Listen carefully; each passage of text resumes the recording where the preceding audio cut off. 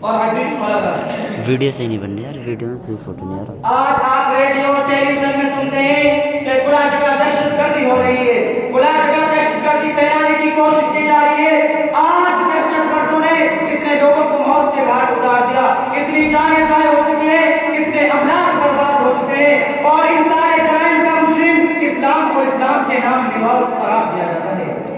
میں اس مختصر سے وقت میں آپ کو یہ بتانا چاہتا ہوں کہ دہشت گرد کون ہے، پوری دنیا میں دہشت گردی پھیلانے والے کون ہیں، دنیا کے امن و امان اور چین و سکون کو چھیننے والے کون ہیں، روئے زمین کے باشندوں کی نیندیں کس نے حرام کر رکھی ہیں، کیا اس کے منظم واقعات اسلام اور اسلام کے نام گواہ ہے؟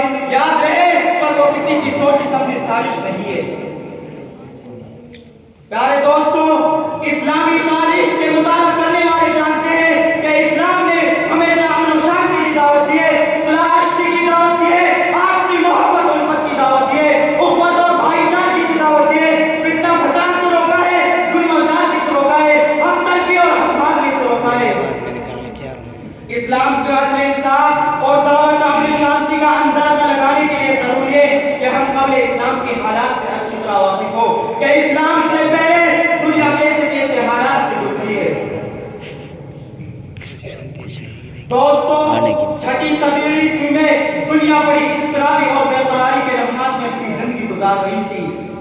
ہر طرف فتنہ فساد پھیلا ہوا تھا، چاہے روم ہو یا ایران، ہندوستان ہو یا پاکستان، یورپ ہو یا ایشیا، روئے زمین کا کوئی خطہ ایسا نہیں جہاں مسلمان امن و شانتی کی زندگی بسر کر رہے ہو۔ اسی حالت کو بیان کرتے ہوئے قرآن کریم نے فرمایا ظہر الفساد فی البر والبحر بما کسبت ایدی الناس۔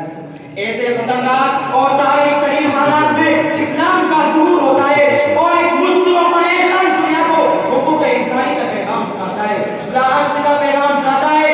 اسلام کہتا ہے صلح جنگ سے بہتر ہے چاہے جو کرو۔ صلح حدیبیہ کی تاریخ سے یاد نہیں مسلمانوں کو کس طرح اصل سفر راستے میں روکا گیا۔ قرآن کریم کہتا ہے ناجائز کسی کو قتل کرنا جائز نہیں، کسی کے املاک کو ہلاک کرنا جائز نہیں، اس پر ظلم زیادتی کرنا فساد اور دہشت گردی ہے، اور اللہ تبارک و تعالیٰ فساد اور دہشت گردی کو پسند نہیں فرماتا۔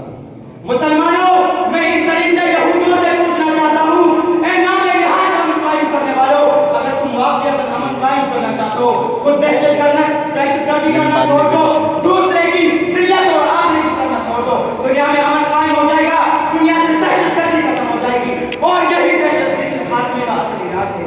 اللہ پاک ہم سب کو دہشت گردی سے بچنے کی توفیق عطا فرمائے۔ اب میں اس کے بعد